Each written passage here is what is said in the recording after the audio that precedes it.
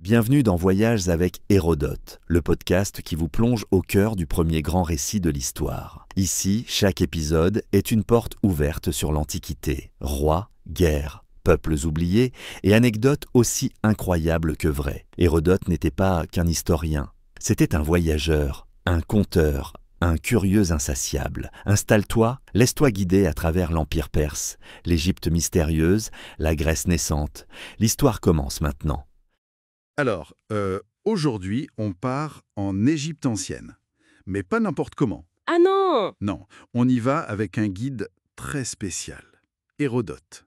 Un des premiers grands reporters, on pourrait dire. Ah oui, Hérodote et son livre 2 des histoires, c'est une mine d'or sur l'Égypte, ça. Exactement. Donc l'idée, c'est d'explorer un peu ce qui l'a fasciné, ce qu'il a vu, ce qu'il a entendu. Essayer de comprendre l'Égypte à travers son regard, quoi.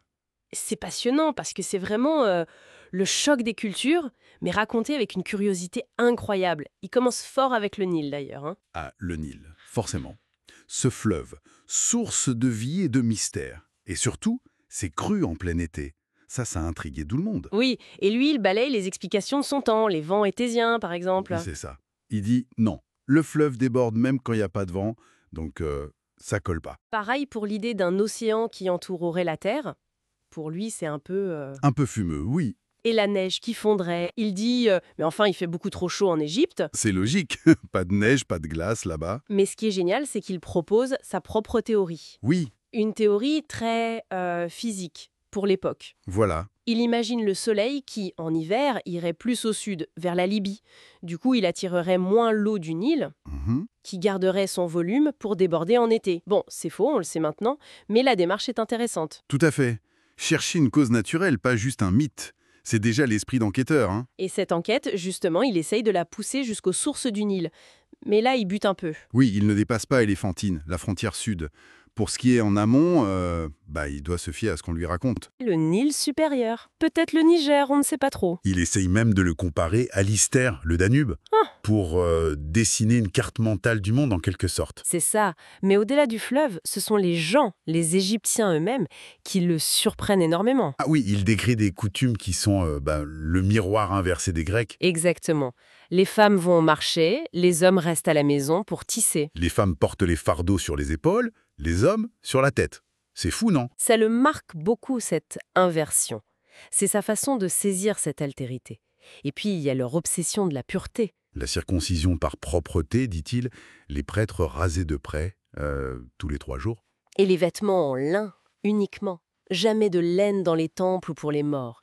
Ça renvoie à tout un système de pensée très codifié. Et le sacré qui touche même les animaux. C'était si strict que ça? Que tuer un ibis, même par accident. Peine de mort.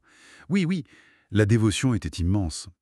Pour les chats, par exemple, quand un chat meurt, Toute la famille se rase les sourcils en signe de deuil.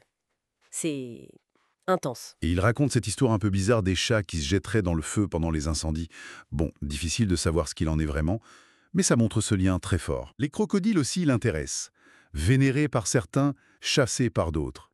Il note des détails, comme l'absence de langue. Détail qui est d'ailleurs faux, mais bon. Il décrit aussi cette relation supposée avec le trochilus, l'oiseau qui nettoierait leur gueule. Fascinant. Et puis, il y a l'histoire avec un grand H, racontée par les prêtres égyptiens. Oui, il lui parle des rois anciens, Ménès, le tout premier, qui aurait détourné le Nil pour bâtir Memphis. Où cette reine, Nitocris. Une histoire de vengeance terrible, non? Oui, elle noie les assassins de son frère dans une salle de banquet qu'elle fait inonder. Assez radical. Carrément. Et Sésostris, le grand conquérant. Ah, Sésostris. Les prêtres lui attribuent des conquêtes immenses jusqu'en Scythie. Il aurait laissé des stèles partout. Avec des symboles différents selon la bravoure des ennemis, c'est ça? Voilà. Et c'est aussi lui, selon les prêtres, qui serait à l'origine de la géométrie. Comment ça? Il aurait divisé les terres en lots égaux. Mais avec les crues qui effacent tout, Ah, ah. il fallait bien un moyen de remesurer chaque année. D'où la géométrie. C'est une belle histoire pour expliquer l'origine d'un savoir. C'est ça. Hérodote note aussi que les Colchidiens sur la mer Noire sont circoncis et pourraient être des descendants des soldats de Sésostris. Il cherche des liens partout. Justement, les liens avec la Grèce, ça le préoccupe beaucoup.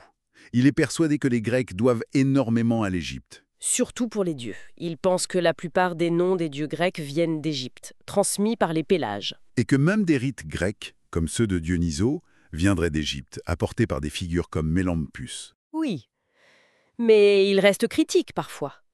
L'histoire grecque d'Hercule qui aurait failli être sacrifié en Égypte, il n'y croit pas trop. Ça lui semble pas coller avec les mœurs égyptiennes qu'il observe.